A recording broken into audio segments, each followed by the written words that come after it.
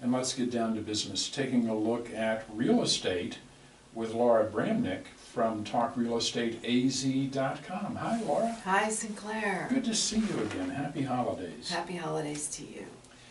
Laura Bramnick is an attorney specializing in real estate, also a real estate agent. I've always said that's a great combination. Yes, it is. It is. Can really help people. There are a lot of times where a real estate agent could get caught up in a legal question that they can't answer. Correct. You can answer those questions. I can. Yeah. And the neat thing is that it doesn't necessarily cost more to have a real estate agent who is also a real estate attorney. Correct. I mean, a lot of people, they hear a commission is, oh, that's 6%, that's it. Well, that's negotiable along with everything else. Yes, it is. And you can include, in many circumstances, you can include your legal advice as part of a transaction. Yes, and I'm very familiar with the documents, how to draft the documents, what they mean, what's required in the state of Arizona, you know, in the real estate transaction, as well as what the legal implications are. You also follow the real estate market very thoroughly. I know you do a ton of research, and you always have up-to-the-minute information, and I want you to share some of that with us today as we kind of look back to 2016 and see where the market has been, maybe give us some ideas about where the market is going. What did you see in the market this past year? Fairly steady growth? Yes.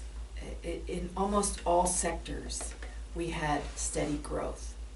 The growth in the lower price ranges was much stronger, much higher, but all areas really had some good growth, which is, you know, a good sign because we've experienced in 2007, 2008, what happens when it goes exponential in a very short period of time.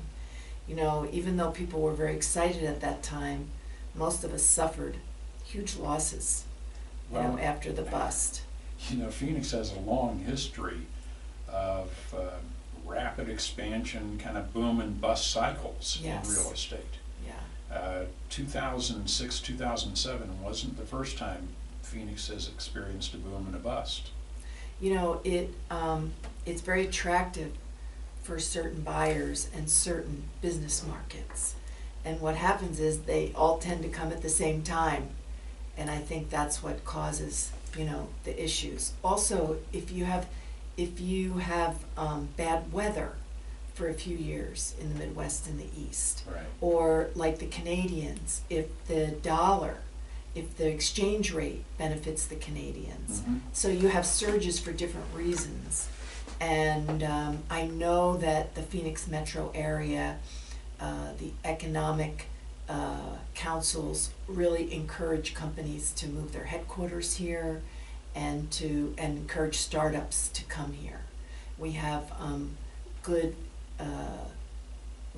outlets. We're close to the ports in California, and we're close to manufacturing plants in Mexico where you get less expensive labor. And so there's all that together. You know, when companies move here, it brings people in behind them. And we have sunny days. And the weather is superb most of the year. Even in December, we have sunny days. The low-priced sector of the residential market, what are we looking at there, 250 and below? 200 and below, there's the smallest supply. And as a result, this has been good news for sellers of condominiums and townhouses because condominiums and townhouses tend to be in that price range. And when the supply of single-family homes is small, people who have to stay in that price range tend to go to condos and townhouses. So the median sales price for the multifamily units is up over 12%, and sales are up over 6%. So that is good news. The other thing is, you and I have talked about the FHA limits. They're like $271,000 and change. And so the under $300,000 market is the FHA market, where you have most of your first-time home buyers. And that's something that we've seen, at least nationally, I know, millennials have started buying homes again. Yes, And they most likely fall in that price range I because shouldn't say again, for the first time, these are Yeah. first-time buyers for the most part. they're first-time buyers, they don't have a lot of money for a down payment because they've been paying rent or they've been out of work for periods of Or time. they're paying student loan debt. Yeah, student loan debt, all kinds of reasons, but they really want to get into the housing market because rents are rising and they'd rather put the same money into equity into a property. Mhm. So, and because our job market is stronger nationally, and it's stronger in Arizona than it is as over the national average, the millennials are working. And most of them are working in their chosen fields, so they're making enough money to buy a house. Okay. So that's good news for our market. Also, the tech market is strong here. And Right. so that attracts millennials. And as a result, you have many factors that are improving our lower market. Now, interestingly enough, the market between 300 and 500,000 is also strong, and that is above the FHA loan limit. So that's good. They're up almost 28%, those sales. And 32% of all Wow. home purchases are in the 300,000 and under. So a third of the market is absorbed by purchases that are 300,000 and under. So that's also interesting. Now, as you know, we go higher in the price range. There are fewer sales because there are less people that can afford that. Sure, and there are some more restrictions that come into play, like for a conforming loan. Exactly. And so sales between 500,000 and $1 million are up over 8%. That's still very strong. Yep, the weakest sector is 1 to 2 million. Higher inventory, fewer buyers. However, the $2 million plus market, and we do have a $2 million plus market in Paradise Valley and Mhm. areas of Scottsdale and other areas of the valley, they are seeing more sales and higher prices. So they move up at a slower pace, but they're still on the upward trend compared to last year, which is good. Also, a statistic that I found interesting was sales in the second half of 2016 are stronger than the first half. Now, normally because of the holidays, the second half are slower because the last quarter is slower. But we're not seeing that right now. Of course, we haven't hit the biggest part of the last quarter yet. So that could change when the numbers come out after 2016 is over. But so far, second half is shaping up to be a very strong second half. Very strong second half, so that's good news. Okay. Any reason why, can you think? You know, I don't know. I don't know if people have been waiting to buy. Maybe just some pent-up demand there. I think maybe some of it has to do with new home construction, where, you know, the homes, you sign a contract to buy a home, but it's not ready sometimes for 6, 8, 12 months. And maybe the construction, we've been able to catch up on some of the delays in the construction of the houses. That could be one. We have the fastest construction rate since 2007. Really? Yes. Dollar Well, volume is you up. drive around, you Yeah. see it from time to time as you're driving around. Yet new home dollar volume is up by almost 35%, and resale dollar volume is up over 10%. The new home share of the market has increased from a year ago from 13.6 to 16.1%. So a lot more new homes out there, a lot more people looking for new homes. Yes. I think part of that is just tight inventory on existing homes right now. It's kind of tough to find what you're really looking for Yes. in an existing home, so you go out and you buy some new construction. Yeah. And you know, a lot of people like new construction because they get to pick out everything they want, and they get to control some of the costs involved. We've talked about it before, though. You really need to be careful what you're signing on for with new construction. You know, that contract is very different than when you sign a contract for a resale. And there are very few reasons, once you've signed, that you can cancel. And it doesn't matter if you get sick or become disabled or your job is transferred, although some people are lucky enough when they have a job transfer that their company picks up the losses of that type of thing. But not everybody has relocation assistance. And so you have to be very, very careful when you sign a new home contract that the first thing is you got to understand all the legalese. Right. And you have to understand in no uncertain terms what terms permit you to cancel and what don't. And you have to be willing to assume the risk, because there's usually larger down payments on new construction than there are on resales. And so you are at risk of losing a lot more money. Mm-hmm. What are you seeing as far as, you've kind of broken it down as far as the price ranges. What are you seeing, though, throughout the valley geographically? Well, we're seeing the shortest supply in Tempe and Chandler. We're seeing the strongest, we're seeing the strongest price growth in Youngstown, Arizona City, and El Mirage. Youngstown and El Mirage. I know, and I just think because their price dropped so much that their percentage of increase is higher than other areas. Okay. So they're finally starting to catch up from Yes. the peak there, is the thinking on that. But Tempe, Chandler, that's been a growth area for some time. Yes, A very popular. Yes. Good schools and good location to the tech sector. Uh-huh. You know, That's as well as where a lot of the tech is. ASU and, you know, so there's a lot of benefits. Plus light rail, they're closer to light rail. Well, that's another point. Isn't there more of a movement? I mean, you said Youngstown, El Mirage, kind of out there, but isn't there more of a move towards the core part of Phoenix, Tempe? If you can afford it, yes. You see, the prices are much lower in the outlying areas. But overall, our overall appreciation in Phoenix Metro and in Arizona surpasses the national average. The national average is just above 6%, and ours is just above 8%. So we're doing, you know, we're doing well here because our economy is also stronger than the national average. Right. We will continue to wrap up the real estate market for 2016 and also look ahead to 2017 as we continue with Laura Bramnick. And if you would like to continue this conversation with Laura Bramnick, or perhaps you have a property that you're interested in selling, or maybe you're looking to buy, whether it's residential, commercial, or land, talk with a real expert, a real estate attorney as well as a real estate agent. Laura Bramnick.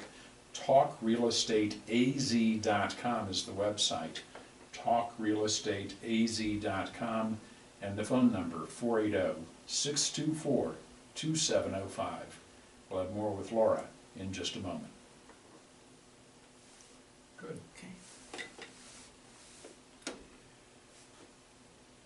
Money Radio, thanks so much for joining us today. We're talking with Laura Bramnick from TalkRealEstateAZ.com. TalkRealEstateAZ.com.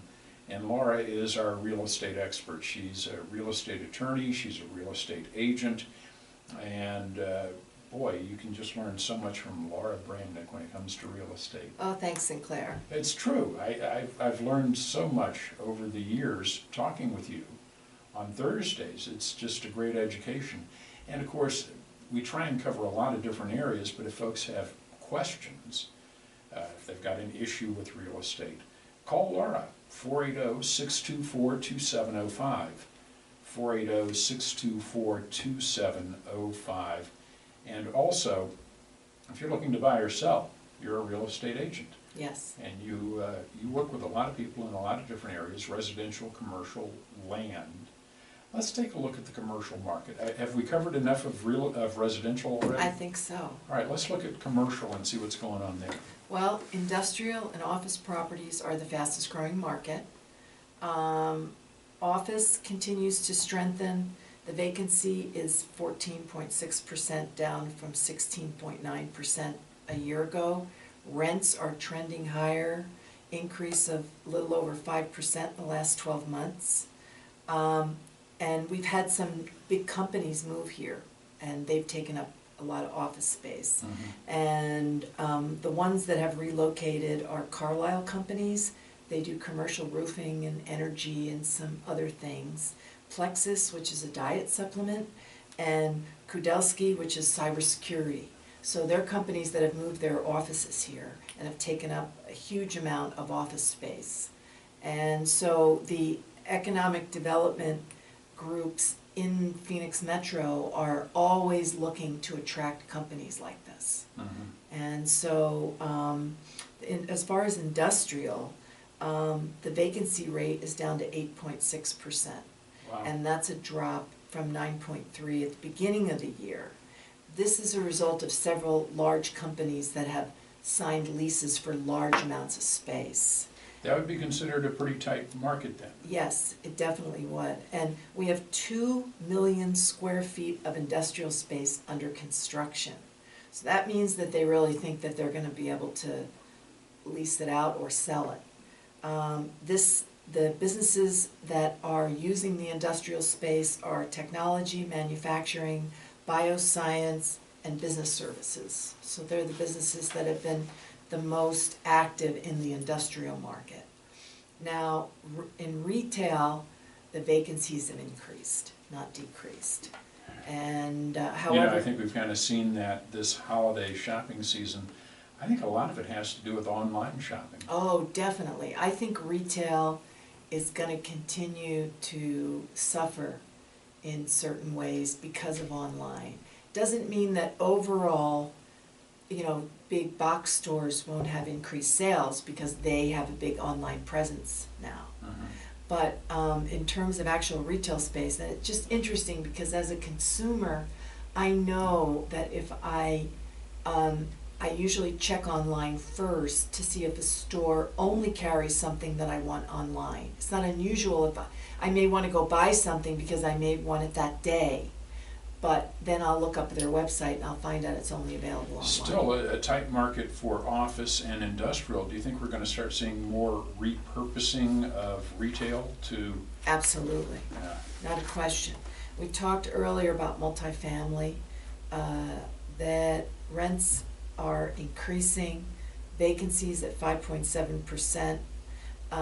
Prices are up, meaning sales prices of these multi-unit condos and apartments are up more than 30% compared to 2015. That's huge. That's huge. That means the rents are going to be going up. Yes, rents are going to be going up. And now land sales have slowed. They've slowed about 17%, but it's not all bad news because the price per square foot that buyers paid increased about 38%. Again, there's a circumstance you drive around the valley and certain areas, certainly, you're seeing some of these large apartment complexes going up. Yes, everywhere. Yeah. Everywhere. And a lot of them are going up near, like urban, suburban centers. And that's kind of a trend. Yes. There needs to be some reason for a major apartment complex to be where it is.